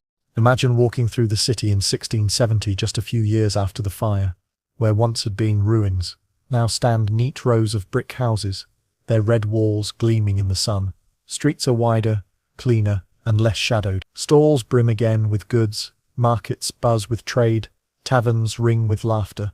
Scaffolding still covers St. Paul's, but already its great dome rises above the skyline, promising glory. The scars of the fire remain, but so does a new confidence. London is not dead, it is reborn. The rebuilding plans of London after the fire remind us of a paradox. Catastrophe can be both an ending and a beginning. The Great Fire destroyed a medieval city, but it opened the way to a modern one. It burned down houses, but it built up resilience. It turned loss into renewal. And though not every dream of wide boulevards and canals came true, enough changed that London emerged stronger than before. When Londoners looked back years after the flames had cooled, they realized that the Great Fire had done more than simply destroy their city. It had changed it forever. The consequences were long-term, shaping law, architecture, trade, and even how people thought about safety. What began as a bakery fire in Pudding Lane ended up reordering the very framework of urban life in England's capital. One of the most immediate consequences was the introduction of stricter building regulations. The old London, with its narrow alleys, timber frames, and thatched roofs, was gone. Parliament's Rebuilding Act of 1667 demanded houses be built of brick or stone, with fire-resistant roofs. Streets had to be widened, and lanes straightened. Chimneys were to be sturdier, hearths safer. It was a revolution in urban planning. Though not every provision was perfectly enforced, the effect was clear. London would never again be a city of tinder. The fire also gave birth to modern fire insurance. Before 1666, losing your house to fire meant ruin. There was no compensation, no safety net. But after watching 13,000 homes vanish in smoke, entrepreneurs realized there was both a need and a market for protection. Companies sprang up offering insurance against fire. They employed their own private fire brigades, marked by metal fire marks fixed to insured houses. If flames approached, these brigades would rush to save buildings bearing their company's emblem. It was the start of an industry that still shapes our lives today, reminding us how disaster can spark innovation. Another consequence was the strengthening of centralized authority. During the fire, the Lord Mayor had proven helpless, dithering while the city burned. It was the king and his soldiers who finally took control, blasting fire breaks with gunpowder and restoring order. In the aftermath, this memory lingered. People saw that municipal leaders could not handle such crises alone. The monarchy and parliament tightened their grip on city governance, introducing systems that gave the crown more influence over London's future. In a subtle but powerful way, the fire weakened the independence of the old city government. The destruction of legal and commercial records had lasting ripple effects. Courts, contracts, wills, and deeds all vanished in the flames. Disputes erupted as people tried to prove ownership or inheritance without documents. To address the chaos, special fire courts were established to settle disputes quickly and fairly. These courts worked to prevent endless lawsuits from clogging the system, balancing justice with the urgent need to rebuild. They were one of the earliest examples of disaster-driven legal reform, setting a precedent for emergency justice. The city's economy suffered terribly in the short term. Merchants lost warehouses filled with goods, cloth, sugar, tobacco, coal, worth millions. Printers lost presses and booksellers lost libraries.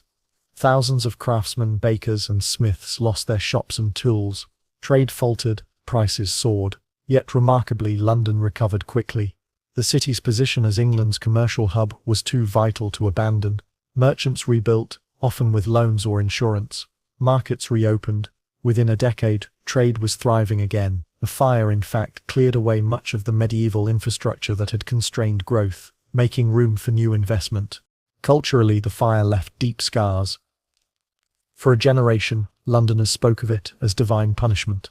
Ministers preached sermons on the sins that had brought it: greed, drunkenness, immorality. Others saw it as part of a chain of disasters: civil war, regicide, plague, and now fire. The sense of living in apocalyptic times weighed heavily. Yet, at the same time, the fire also sparked a spirit of renewal.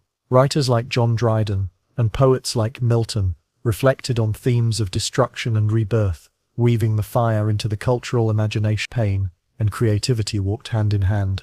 On a more practical level, the fire changed how people thought about risk. Before 1666, Londoners accepted fire as part of life. Chimneys sparked, thatch burned, and small fires were routine. After 1666, complacency was no longer possible. Fire brigades, fire insurance, fire codes, all these grew out of the realization that one blaze could erase a city. In this sense, the Great Fire helped create the modern mindset of risk management. The rebuilding also shaped London's appearance for centuries. Brick and stone houses, wider streets, and Wren's new churches gave the city a different character. It was less medieval, more classical, more orderly. St. Paul's Cathedral, rising from the ruins, became a symbol of resilience. Even today, when people picture London's skyline, Wren's Dome is there, a direct consequence of the Great Fire. There were social consequences too. The fire leveled rich and poor alike, but in rebuilding, wealthier citizens often gained the upper hand. The poor, unable to afford the cost of brick houses, were pushed to the edges. Meanwhile, property owners who could rebuild gained stronger, safer homes. The fire widened social divisions, even as it created opportunities for builders, craftsmen, and laborers. In the short term, it caused hardship. In the long term, it fueled urban growth. Perhaps one of the most lasting consequences was psychological. The memory of the fire haunted Londoners for generations. Even decades later, people spoke of the year of the fire as a turning point in their lives. Children who had fled as refugees grew up with stories of chaos and fear. The monument, erected near Pudding Lane, stood as a constant reminder of both destruction and survival. It engraved the fire into the city's identity. And yet, the fire also gave London a kind of confidence.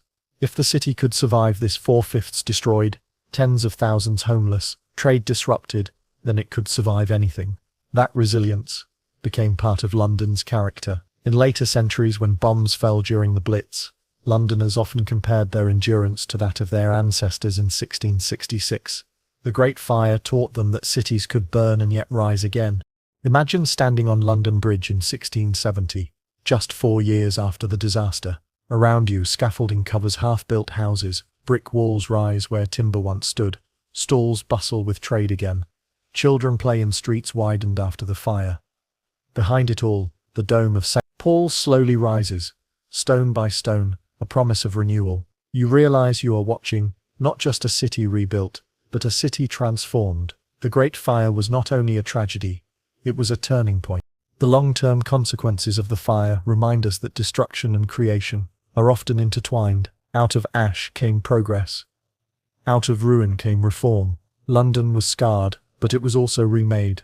Stronger, safer, and more enduring than before. In that sense, the Great Fire was both an end and a beginning, a wound that became a foundation. The Great Fire of London left behind not just ruins, but a legacy that has echoed across centuries. It was more than a local disaster. It became a story of resilience, reform, and remembrance, one that shaped how cities everywhere thought about fire, safety, and renewal.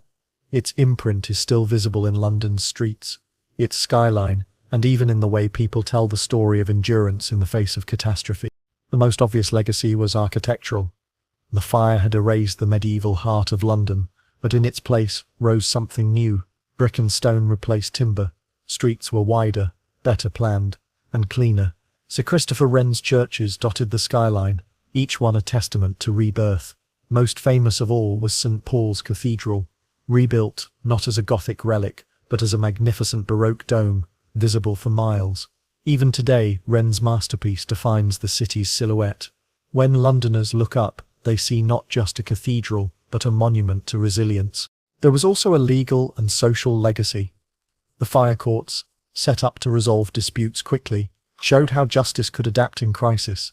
They became a model for handling disaster-related cases efficiently. The birth of fire insurance, with its fire marks and private brigades, changed how people thought about risk. Property was no longer left to fate. It could be protected by contract. From those beginnings grew the massive insurance industry we know today, covering everything from houses to ships to satellites. Culturally, the Great Fire burned itself into memory.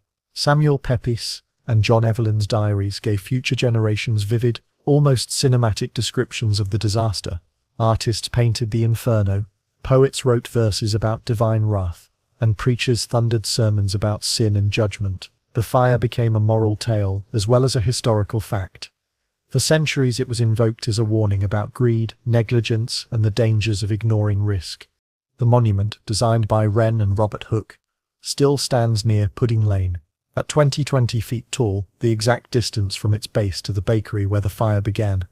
It is both a memorial and a lesson. Its inscriptions remind visitors of the destruction, though for over a century one line also blamed the fire on the treachery and malice of the popish faction. Stoking anti-Catholic resentment long after the flames died, that inscription was only removed in the 19th century, proof of how disasters can fuel prejudice for generations. But perhaps the greatest legacy was psychological. The fire tested Londoners in ways few disasters had. It forced tens of thousands into exile, made them endure hunger and fear, and scattered families. Yet they rebuilt. The resilience they showed became a model for later generations. In the Blitz of World War II, when German bombs rained down, Londoners invoked the memory of 6066, saying, "We survived the fire, we can survive this." The city's identity was reshaped by the fire, not just as a place of trade and power, but as a place of survival and endurance. The legacy also carries a paradox. The fire destroyed much, but it also cleared away the conditions for progress.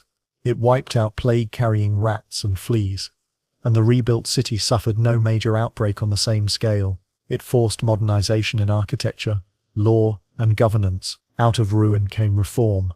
London was scarred, but it emerged stronger. The fire was both a tragedy and a catalyst. Imagine walking the streets of London today. Centuries later, you see Wren's churches, the dome of St. Paul's, the wide boulevards, and brick facades. You may not notice, but each of these is part of the fire's legacy. Each brick is a reminder of lessons learned in smoke and flame. The city is not what it was before 1666, and that is because one fire changed everything. Now, let the pace slow. The flames are gone, the ashes cooled, the chaos faded. Picture the survivors in the weeks after the fire, gathered in fields under makeshift tents. They are tired, hungry, but alive. Slowly they begin to clear rubble, to rebuild walls, to hammer new beams into place. Their children play in the ruins, chasing one another through streets where houses once stood.